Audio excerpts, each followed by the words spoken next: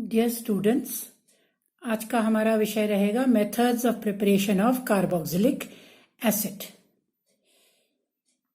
अब इन मेथड्स से आप काफ़ी कुछ वाकिफ भी हैं, क्योंकि कुछ इससे पहले जो अल्कोहल्स पढ़े थे, एल्डिहाइड्स पढ़ी थी, तो ये सभी को मालूम है कि अगर हम प्राइमरी अल्कोहल्स को ऑक्सीडाइज करें पोटेशियम परमैंगनेट या पोटेशियम डाइक्रोमेट की प्रेजेंस में, तो हमें क्या मिलता है?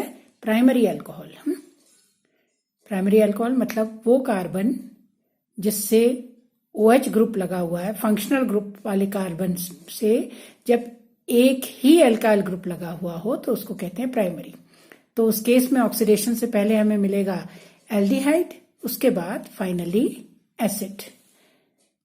एक उदाहरण है CH3 CH2OH ऑक्सीडाइज हुआ, तो जितने कार्बन उसमें पहले होते हैं अल्कोहल में, उतने ही कार्बन बाद में एसिड में ही मिलते हैं। 2 कार्बन शुरू में थे, इथाइल अल्कोहल बना उससे एसिटिक एसिड, तो 2 कार्बन एसिड में भी हैं। इसी तरह अगर हमारा बेंजाइल अल्कोहल है C6H5CH2OH, तो मिलेगा C6H5COOH। दूसरी मेथड जो है वो ऑक्सीडेशन ऑफ एल्डिहाइड्स, ये भी आपको मालूम है कि RCHO एल्डिहाइड्स को जब ऑक्सीडाइज करते हैं, ये माइल्ड ऑक्सीडेशन से ही हो जाता है रिएक्शन। KMnO4 या टॉलेंस रिएजेंट लें तो हमें एसिड मिलता है CH3CHO CH3COH।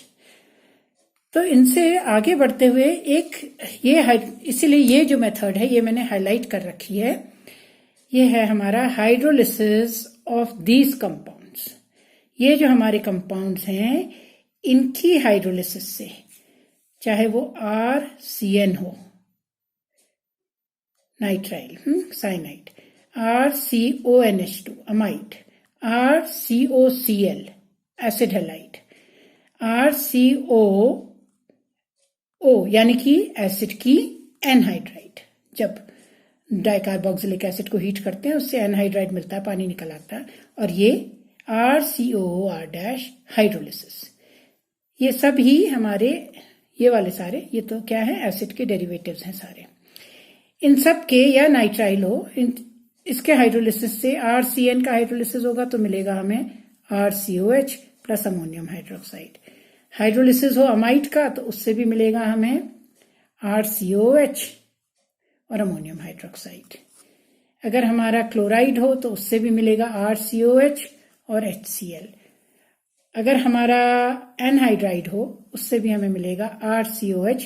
अब एनहाइड्राइड क्योंकि 2 मॉलिक्यूल, अगर मान लीजिए 2 मॉलिक्यूल डाइकार्बोक्सिलिक ना हो हमारा एसिड, अगर हमारे पास 2 मॉलिक्यूल, तो उस केस में हमारे पास हमको क्या मिलेंगे? 2 ही मॉलिक्यूल्स मिलेंगे। किसके? क्योंकि 2 RCO ग्रुप होते हैं तो 2 मॉलिक्यूल्स एसिड के हमें मिलेंगे। और एस्टर हो तो उससे हाइड्रोलिसिस से हमें मिलेगा एसिड और साथ में अल्कोहल। तो ये कुछ एक मेथड्स हैं जिससे हम पा सकते हैं हमारे एसिड्स, जिनके हाइड्रोलिसिस से। अब ये किस संदर्भ में मैं कह रही हूं, क्योंकि इसमें इस तरह के क्वेश्चन पूछे जाते हैं कि मान लीजिए आपका जो डेरिवेटिव हो वो कुछ इस किस्म का हो। जैसे देखिए हमने एक आध उदाहरण यहाँ रखे हैं। C6H5CN क्या मिलेगा हमें? C6H5COOH और अमोनियम हाइड्रोक्साइड। CH3CN तो हमें मिलेगा CH3COH। यह हमारा अमाइड है एक तरफ। अब देखिए इसमें दोनों तरफ लगे हुए हैं ना, CH2 एक तरफ लगा अमाइड ग्रुप, एक तरफ लगा हमारा CN, ये वाला ग्रुप। तो हमारा मॉलिक्यूल ये है, इस तरह का कंपाउंड है 1,3। एक तरफ ये लगा हुआ है, एक तरफ ये। तो जब इसका हाइड्रोलिसिस करेंगे तो डाइकार्बोक्सिलिक एसिड मिलेगा, क्योंकि ये वाली पोर्शन से भी होगा हमारा, यहां से COH एक यहां से मिलेगा और एक COH हमें दूसरी तरफ से मिलेगा। तो हमें क्या मिल गया? देखिए डाइकार्बोक्सिलिक एसिड, यानी कि डाइकार्बोक्सिलिक एसिड प्राप्त करने की एक विधि भी है। ये सारे चैप्टर्स जो हैं आपस में सारे इंटरलिंक्ड हैं। देखिए हमने पहले एल्डिहाइड्स और अल्कोहल्स पढ़ चुके हैं आप लोग, तो आप देख रहे हैं वही एल्डिहाइड्स और अल्कोहल्स की प्रॉपर्टीज, यानी कि प्रिपरेशन ऑफ कार्बोक्सिलिक एसिड्स। अब सवाल ये है इसमें कि मान लीजिए हमको ये पूछा गया हो कि हमारे पास है ये अमाइड, ये है एस्टर, और ये है हमारे पास एसिड की हैलाइड RCOH PCl5 वगैरह के साथ जब ये रिएक्शन होता है तो हमें क्या मिल जाएगा, उसका हैलाइड, ये एस्टरिफिकेशन से मिलेगा। अच्छा अब देखिए ये सब एसिड, तभी एसिड के डेरिवेटिव्स क्यों मिलते, सब किससे हैं, एसिड से ही हैं, उसी से डिराइव्ड हैं, तो एसिड डेरिवेटिव्स उन चैप्टर्स में भी आप इसलिए और इम्पोर्टेंट हो जाते हैं, जो जो जो हमारी 2 या 3 जगह और सभी इंटरलिंक्ड है वहां पूछे जाते हैं, तो ऑटोमेटिकली एज्यूम किया जाता है that everyone is familiar with these reactions, सब इन रिएक्शंस के अच्छे भांति परिचित होंगे करके। अब पूछा गया कि इन तीनों को हम कंपेयर करें तो ये बताइए कि किस केस में हमारा तुरंत हाइड्रोलिसिस होगा, यानी कि किस केस में हमारा हाइड्रोलिसिस की जो स्पीड होगी वो अच्छी रहेगी, रिएक्शन हाइड्रोलिसिस का जल्दी हो जाएगा। मतलब यहां इसकी जगह OH आया तो यही तो हुआ हाइड्रोलिसिस, यहां OR' यहां आया उसकी जगह OH, ऐसे यहां Cl की जगह आया OH, हाइड्रोलिसिस। अब देखिए ये एरो क्यों बनाया है, यानी कि ये दिखा रहा है कि ये हमारी एसिड हैलाइड में बहुत जल्दी हाइड्रोलिसिस होगा। ये इस कारण से क्योंकि Cl ये अच्छा लीविंग ग्रुप है, निकल जाएगा, इसमें इलेक्ट्रॉन्स देने की क्षमता कम होती है, लेने की ज्यादा होती है, तो ये निकल आएगा बाहर। ऑन दी अदर हैंड हमको मालूम है ना ये बेसिक है, तो ये बहुत कम बेसिक है, ये NH2 बेसिक है, तो इसकी प्रवृत्ति तो इधर को इलेक्ट्रॉन देने की रहेगी। यहाँ दिखाया भी है इस तरह से बना करके, देखिए अमाइड्स के बारे में पूछा जाता है कि अमाइड्स RCONH2, अब ये क्या होगा, NH2 इधर को NH2, अब ये कार्बन ऑक्सीजन डबल बॉन्ड है तो ये पाई बॉन्ड ऑक्सीजन की तरफ खींचेंगे क्योंकि ऑक्सीजन इलेक्ट्रोनेगेटिव है, तो कार्बन में कुछ हल्का सा पॉजिटिव चार्ज, तो उसको इलेक्ट्रॉन किसने दिया, NH2 के नाइट्रोजन ने, तो ये बन गया इस तरह का रेजोनेंस, इसमें स्टेबलाइजेशन होगा अमीन्स अमाइड्स में। इस वजह से ये NH2 ग्रुप निकलने में इसमें दिक्कत करेगा क्योंकि ये अच्छा बेस है, जबकि ये जो Cl है ये बेस्ट लीविंग ग्रुप है क्योंकि ये वीक बेस है, ये Cl नेगेटिव के फॉर्म में निकलना चाहेगा ना कि इलेक्ट्रॉन्स देना चाहेगा। तो यही कारण है, रीजनिंग के कॉन्सेप्ट बेस्ड हैं ये, इसलिए मैंने इसको हाईलाइट करके यहाँ लिया है कि इसमें तीनों में एसिड बनने की प्रक्रिया जो है किसमें सबसे सुगमता से होगी या सबसे इजीली होगी, तो इस केस में सबसे इजीली बनेगा, फिर उसके बाद इसमें, और इसमें सबसे कम, क्योंकि आप देख रहे हैं नाइट्रोजन में कैसा चार्ज आ गया, उसने इलेक्ट्रॉन दिए तो उसमें पॉजिटिव चार्ज आ गया, तो वो इजिली जो है NH2 नेगेटिव के फॉर्म में नहीं निकल पाता है क्योंकि वो बेसिक है नेचर में। अब चलिए एक और करते हैं हम प्रिपरेशन, ये है ट्राई हेलो एल्केन से, ट्राई हेलो एल्केन्स मतलब R, ये है CH2, ये CH3 के 3 हाइड्रोजन किससे रिप्लेस्ड हैं, ये 3 क्लोरीन से, तो ट्राई हेलो एल्केन, इसका हाइड्रोलिसिस करेंगे तो तीनों जगह OH आ जाएगा। अल्टीमेटली इसमें से क्योंकि 3 OH एक उसमें स्टेबल नहीं होते हैं तो इसमें से H2O वाटर न्यूट्रल मॉलिक्यूल निकल आएगा। OH तो अपने इलेक्ट्रॉन पेयर को लेके निकलेगा और ये हाइड्रोजन को खींचेगा, फिर तो हाइड्रोजन H पॉजिटिव के फॉर्म में निकलेगा अपने इलेक्ट्रॉन पेयर को देके, तो यहां बन जाएगा डबल बॉन्ड, तो क्या बन गया हमारा RCOOH, RCOOH। ये कब बना, जब हमने किसका, पोटेशियम हाइड्रोक्साइड के साथ हाइड्रोलिसिस करा तो साथ में KCl बनेगा और ये बन जाएगा हमारा एसिड। अब ये हमने जो प्रिपरेशंस करे हैं ये नहीं कि ये सारे हैं, और भी हैं, मैं इंपॉर्टेंट वाले इसमें ले रही हूं। अब देखिए सोडियम एल्कोक्साइड और carbon monoxide, sodium alkoxide RO negative और CO 140 डिग्री सेंटीग्रेड में 6 से 7 एटमॉस्फेयर में क्या देंगे, RCOO नेगेटिव Na पॉजिटिव, बन गया उसका सोडियम सॉल्ट। ये जो CO है ये CO यहां इसके साथ कंबाइन करके तो इसने क्या बना दिया, RCOO negative Na positive. Hydrolysis इसका करा तो मिल जाएगा हमें RCOH और NaCl। अब इसमें ये हाइलाइटेड रिएक्शन जो है ये क्यों है, देखिए बहुत इंटरेस्टिंग रिएक्शन है कि यही कार्बन मोनोऑक्साइड NaOH के साथ क्या देगा, फिर से वही combination HCOO negative Na positive, hydrolysis करा तो कौन सा एसिड बन गया आप इसका, HCl के साथ ट्रीटमेंट पे इसका बन गया HCOH यानी कि फॉर्मिक एसिड। और ये फॉर्मिक एसिड के बनने में इसका एक विशेष यहां गुण दिखा रहा है ये कार्बन मोनोऑक्साइड। कार्बन मोनोऑक्साइड वैसे न्यूट्रल होता है, लेकिन यहां ये किस तरह बिहेव कर रहा है आप जरा सोचिएगा और बताइएगा कि यहां कार्बन मोनोऑक्साइड का कौन सा बिहेवियर रिफ्लेक्ट कर रहा है जब NaOH के साथ ये सोडियम फॉर्मेट से फॉर्मिक एसिड बना रहा है। फॉर्मिक एसिड की प्रिपरेशन में भी है ये मेथड। तो किस तरह का बिहेवियर शो कर रहा है हमारा कार्बन मोनोऑक्साइड जो कि वैसे न्यूट्रल होता है, इसके विषय में सोचिएगा। ये बहुत इंटरेस्टिंग क्वेश्चन है।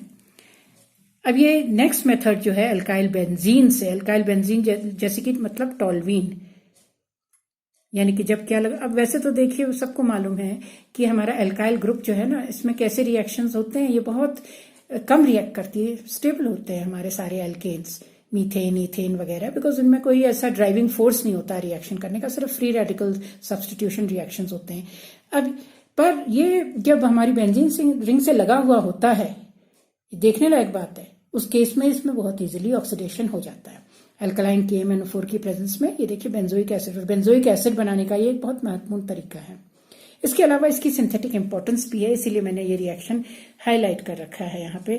जरा सा हम इसका मैकेनिज्म देखें फिर ये किस तरह से और क्यों, इसके हमें उत्तर मिल जाएगा कि क्यों ऐसा होता है। जो हमारे एल्केन्स होते हैं, मतलब CH4 C2H6 एक्सेट्रा, ये अदरवाइज तो नहीं रिएक्ट, लेकिन इस केस में क्यों इतने इजीली हाइड्रोलाइज हो रहे हैं। देखिए इसके हाइड्रोलिसिस का एक मैकेनिज्म का थोड़ा सा स्टेप दिखा रखा है, ज्यादा नहीं। अब देखिए ये लगी हुई है ना यहाँ पे CH2H KMnO4 सात होते हैं इलेक्ट्रॉन मैंगनीज, 1 2 3 4 5 6 7, हाँ, तो पोटेशियम पर मैग्नेट KMnO4। अब होगा क्या, ये जो लगा हुआ इसमें ऑक्सीजन है, ये ऑक्सीजन यहां से किसको लेगा, ये इलेक्ट्रोनेगेटिव है, तो यहां से ये हाइड्रोजन को ले लेगा। और किस तरह से लेगा, देखिए ये एरो जो दिखा रखा है यहाँ पे, ये हाफ एरो है, यानी कि एक इलेक्ट्रॉन। कैसा क्या हो रहा है इसमें, होमोलिसिस, बॉन्ड के दोनों इलेक्ट्रॉन नहीं, एक इलेक्ट्रॉन यहां आया, तो एक इलेक्ट्रॉन इस ऑक्सीजन का इसके साथ कंबाइन करा, तो क्या बन गया, यानी कि बॉन्ड टूट गया। तो होमोलिटिक यानी कि बॉन्ड बराबर से टूट रहा है, यानी कि ऑक्सीजन के दोनों इलेक्ट्रॉन एक तरफ नहीं जा रहे हैं, एक इलेक्ट्रॉन मैंगनीज के ऊपर जा रहा है, तो एक इलेक्ट्रॉन हाइड्रोजन के एक इलेक्ट्रॉन के साथ कंबाइन कर रहा है, तो हमारा यहाँ O के साथ बन गया OH। लेकिन एट द सेम टाइम क्या हुआ, क्योंकि हमारा हाइड्रोजन जो निकला है वो एक इलेक्ट्रॉन छोड़ के निकला है, एक ही इलेक्ट्रॉन लेके गया है ना, ये एरो हाफ एरो दिखा रखा है, तो ये क्या रेडिकल बन गया, ये बन गया हमारा बेंजाइल। होमोलिटिक फिशन से हमेशा फ्री रेडिकल बनते हैं। देखिए तो एल्केन्स में शुरुआत किससे हो रही है, वही हो रही है जो पहले हमने पढ़ रखा है एल्केन्स के बारे में, कि इनमें रिएक्शंस फ्री रेडिकल मैकेनिज्म से होता है। तो देखिए ये फ्री रेडिकल बन गया यहाँ पे benzyl free radical, remember C6H5CH2 क्या कहते हैं इसको, बेंजाइल। तो बेंजाइल फ्री रेडिकल बहुत स्टेबल होता है ये फ्री रेडिकल बन गया। और वहीं पे ये मैंगनीज भी किसमें चेंज हो गया, फ्री रेडिकल, क्योंकि एक फ्री रेडिकल दूसरे को जनरेट करता है। अब क्या होगा, देखिए यहां से ये जो हमारा OH है, ये OH किधर चला जाएगा, ये OH चला जाएगा अपना एक ही यहां से फिर से फ्री रेडिकल मैकेनिज्म। अब यहां से, अब देखिए जब यहां से ये चला गया ना, इसने ये इधर ये, अब ये भी देखिए फ्री रेडिकल है, यहां भी ये मैंगनीज, क्योंकि शुरू की स्टेप फ्री रेडिकल वाली थी, तो एक फ्री रेडिकल से दूसरा जनरेट हुआ, तो वहां ये जनरेट हुआ CH2, और यहां बन गया, क्योंकि ये बॉन्ड ऐसे टूटा जब OH यहां को ट्रांसफर हुआ, तो ये भी एक ही इलेक्ट्रॉन छोड़ करके, तो इससे बन गया क्या हमारा, यहाँ मैंगनीज फ्री रेडिकल और यहाँ CH2 फ्री रेडिकल। ठीक है, अब ये फ्री रेडिकल मैंगनीज ये इस फ्री रेडिकल के साथ, अब क्या होगा यहाँ पे देखिए, ये लेगा, तो अब यहाँ पे इधर क्योंकि एक ही रह गया है ना यहाँ पे अकेला फ्री रेडिकल, तो इसके साथ, तो इससे क्या हो जाएगा, ये किस में चेंज हो जाएगा, देखिए CH2 बेंजाइल कैटायन, अब एक भी नहीं रहा ना इसके ऊपर, तो ये किस में चेंज हो गया, कैटायन में चेंज हो गया ये। और बेंजाइल कैटायन भी बहुत स्टेबल होता है। अब ये बेंजाइल कैटायन यहां से क्या निकल गया, क्योंकि अब इसका जो इलेक्ट्रॉन पेयर था अब ये पूरा निकल सकता है, क्योंकि यहां से इधर ये ट्रांसफर हुआ, तो इसको दोनों इलेक्ट्रॉन मिल गए हैं जो अदरवाइज एक इससे मिला था।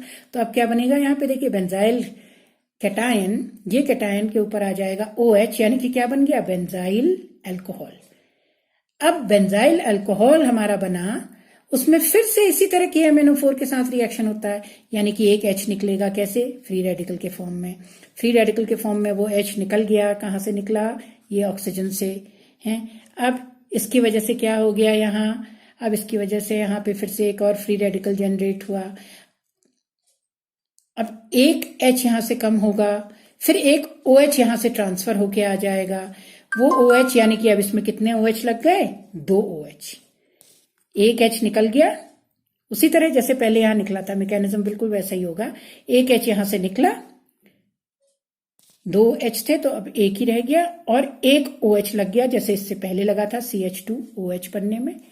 तो अब ये एक कार्बन में 2 OH तो स्टेबल नहीं होते हैं, तो इसमें से क्या निकल गया, H2O, तो क्या रह गया, CH, क्योंकि ये OH निकला अपना इलेक्ट्रॉन लेकर के, यानी कि OH नेगेटिव, इसने खींचा H पॉजिटिव, यहां बन गया डबल बॉन्ड, मतलब हमारी बन गई क्या, एल्डिहाइड। अब एल्डिहाइड फिर KMnO4 के साथ वैसे ही रिएक्ट करेगा, पहले फ्री रेडिकल बनाएगा, फिर कैटायन बनाएगा, और फिर अब देखिए यहाँ CHO, यानी कि ये H निकल गया, फिर से ये H निकल गया, इससे पहले जैसा निकला था जैसे शुरू की स्टेप में, उसी तरह ये H निकला, फिर से यहाँ पे क्या आ गया, OH। अब यहाँ पे देखिए OH आया तो ये क्या बन गया, COOH, यानी कि हमारा क्या बन गया, बेंजोइक एसिड। किसके साथ रिएक्शन से बना है, ये हमारा रिएक्शन से बना है, किसके साथ, ये हमारा रिएक्शन के बना है पोटेशियम पर मैंगनेट के साथ। जब इसका रिएक्शन होता है, पहले फ्री रेडिकल बनता है, फिर कैटायन बनता है, कैटायन से OH ये ले लेता है, तो उससे बन जाता है CH2OH। ये CH2OH फर्दर ऑक्सीडाइज होता है KMnO4 की मदद से, वही फ्री रेडिकल और कैटायन वाले मैकेनिज्म से KMnO4 यूज करके, और उससे बन जाता है हमारा फिर से क्या, एक ही कार्बन में 2 OH आ गए, -H2O, यानी कि बेंजल्डिहाइड। फिर ये H, इसकी जगह लग जाता OH, तो KMnO4 की प्रेजेंस में वही फ्री रेडिकल और कैटायन वाले मैकेनिज्म से, और हमारे को मिल जाता है बेंजोइक एसिड। अब आप देख रहे हैं हमेशा जो रिएक्टिव हमारा, इसमें ड्राइविंग फोर्स क्या है, इस रिएक्शन का जो ड्राइविंग फोर्स है, that is the stability of the free radical and the benzyl cation. ये इसका ड्राइविंग फोर्स है इस रिएक्शन का, formation of free radical, benzyl free radical and benzyl cation. मतलब ये हमेशा रिएक्शन बेंजाइल कर रहा है, तो इसका क्या इंपॉर्टेंस है। अब देखिए जैसे मान लीजिए इस किस्म का हमारे पास, ये मैंने 2 हाईलाइट कर रखे हैं क्वेश्चंस। एक तो देखिए ये जब बेंजीन रिंग के साथ CH2 CH2 CH2 CH3 ये लगा हुआ है, तो उस केस में क्या बनेगा। दूसरा, बेंजीन रिंग के साथ जो कार्बन लगा हुआ है, यानी कि बेंजाइल वाली पोजीशन में, उसके साथ लगा हुआ है CH3 CH3 CH3, मतलब टर्शरी ब्यूटाइल ग्रुप।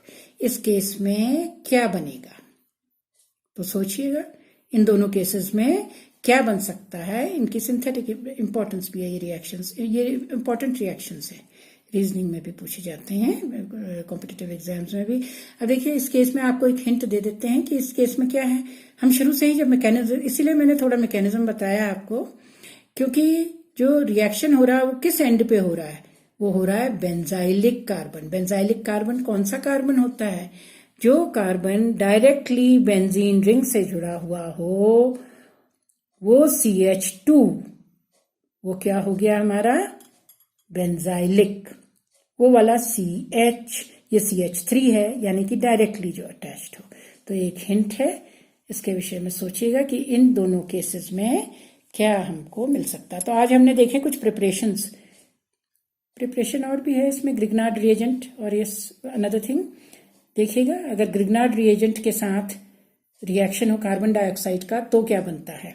मान लीजिए हमारे पास है हमारे पास है कार्बन डाइऑक्साइड के साथ रिएक्शन में CH3 CH2 MgPr, ठीक है, इथाइल मैग्नीशियम ब्रोमाइड।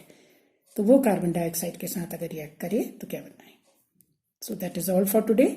हमने ये इतने प्रिपरेशंस देखे हैं, 6 प्रिपरेशंस देखे हैं, starting from oxidation of primary alcohols, then oxidation of aldehydes, with which you were familiar with these two. Finally, hydrolysis of a few compounds, then reaction of trihaloalkanes with potassium hydroxide, sodium alkoxide और carbon monoxide का reaction, और alkyl benzenes जो हैं उनका reaction कैसे, alkaline KMNO4 के साथ।